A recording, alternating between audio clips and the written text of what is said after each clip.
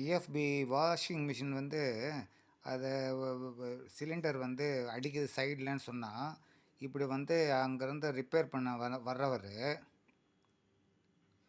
பண்ண வந்துட்டு இந்த மாதிரி ஒரு ஃபில்டரை மாட்டினீங்கன்னா சரியாக போயிடும்ட்டு 1850 ரூபா வாங்கிட்டார்.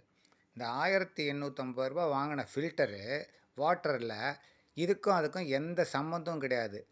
இந்த இப்படி வந்து ஒரு கேட்டால் இதில் உள்ள வாட்டரில் உள்ள சால்ட்டை எடுத்துறதுக்காக இது யூஸ் ஆகும்னா இந்த ஹோல் வந்து டைரெக்டாக இந்த சைட்லேருந்து அந்த எண்டு வரைக்கும் டைரக்ட் ஹோல் இருக்குது. இந்த பியூரிஃபையர்ன்ற சொல்கிற இதில் எப்படி வந்து சால்ட்டு ஃபில்டர் ஆகிறதுக்கு சான்ஸ் இருக்குது?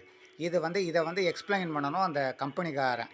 இந்த மாதிரி ஒரு வாட்டர் ஃபில்டர் 1850 ரூபா கொடுத்து இப்போ ரீசெண்டாக மாட்டிட்டு போயிருக்கிற இதுக்கு சான்ஸே கிடையாது. இப்படி ஹோல் டைரெக்டாக இருக்கிறப்ப இந்த எண்டுலேருந்து அந்த எண்டு வரைக்கும் அந்த வாஷிங் மிஷின் பேக் சைடில் வாட்ரு இதில் மாட்டினா எப்படி பியூரிஃபை ஆகி வாட்ரு உள்ளே போகும்?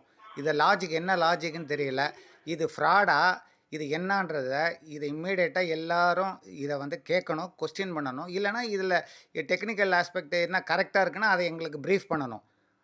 இதை வந்து நான் வீடியோவில் போடுறது வந்து இப்போ இந்த யூடியூப்பில் போடுறது ஜனங்களுக்கு தெரிஞ்சுக்கணுன்றதுக்காக. சம்மந்தமே இல்லாமல் இதை கொண்டு வந்து மாட்டிட்டு சிலிண்டர் சைடில் அடிக்குது, இது வெயிட் இது ஆகுதுன்னா அந்த இதை மாற்றுறதுக்கு பதிலாக இந்த மாதிரி வந்து சஸ்பென்ஷனை மாற்றுறதுக்கு பதிலாக இந்த மாதிரி பண்ணிட்டாங்க. ஆனால் அப்புறம் கடைசியில் பண்ணிட்டாங்க, சஸ்பென்ஷனை மாற்றிட்டாங்க. இது அஜித் படத்தில் வர்ற ஆட்டோவை ஸ்டார்ட் பண்ணுற கதையாக இருக்குது.